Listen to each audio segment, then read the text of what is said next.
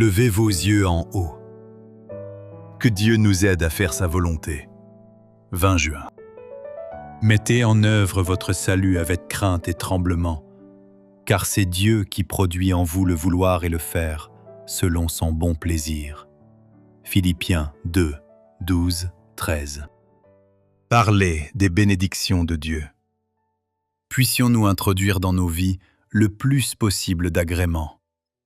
Lorsque d'autres se mettent à questionner et à critiquer, soyons décidés, soit par le silence, soit en détournant la conversation, à couper court aux paroles qui ne seraient pas prononcées avec sagesse. Nous devons continuer à compter sur le Seigneur dans l'humilité, par la prière et les supplications, faisant tous les efforts possibles pour garder les lèvres closes, afin de ne pas prononcer une seule parole de folie, au goût d'incrédulité. Nous devons parler de foi, pratiquant exactement ce que nous demandons au Seigneur de nous donner la grâce d'accomplir. C'est ainsi que nous travaillons à notre propre salut, nous efforçant d'aider et de sauver ceux qui se trouvent dans les difficultés par des paroles loyales et des actes d'amour. C'est Dieu qui travaille en nous, produisant en nous le vouloir et le faire, selon son bon plaisir. Le limité et l'infini doivent s'unir pour accomplir la tâche.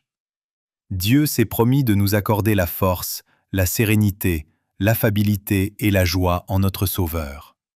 Lorsque nous demeurons en lui, le mot qui jetterait une ombre sur les autres n'est pas prononcé. Souvenons-nous que chacun a un coin sombre dans son expérience. Faisons tout ce que nous pouvons pour apporter le réconfort et l'espoir dans la vie des autres. Quelle bénédiction ce sera pour eux.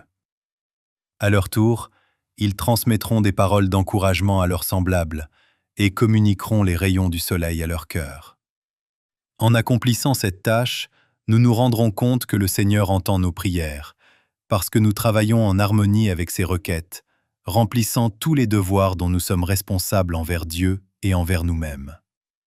Nous accomplirons notre travail dans un esprit de reconnaissance et de prière, et par la foi nous nous réclamerons de cette promesse. Demandez, et l'on vous donnera. Cherchez, et vous trouverez. Oui, nous trouverons la réponse à nos prières, car Dieu fera infiniment au-delà de tout ce que nous demandons ou pensons. Quel précieux témoignage nous rendrons pour Dieu! Quel honneur nous ferons à la vérité de sa parole! Nous pourrons dire alors « J'avais mis en l'Éternel mon espérance, et il s'est incliné vers moi, il a écouté mes cris. Il m'a retiré de la fosse de destruction, du fond de la boue, et il a dressé mes pieds sur le roc. Il a affermi mes pas. Il a mis dans ma bouche un cantique nouveau, une louange à notre Dieu. Beaucoup l'ont vu et ont eu de la crainte, et ils se sont confiés en l'Éternel. Heureux l'homme qui place en l'Éternel sa confiance, et qui ne se tourne pas vers les hautains et les menteurs. Psaume 40, 2 à 5.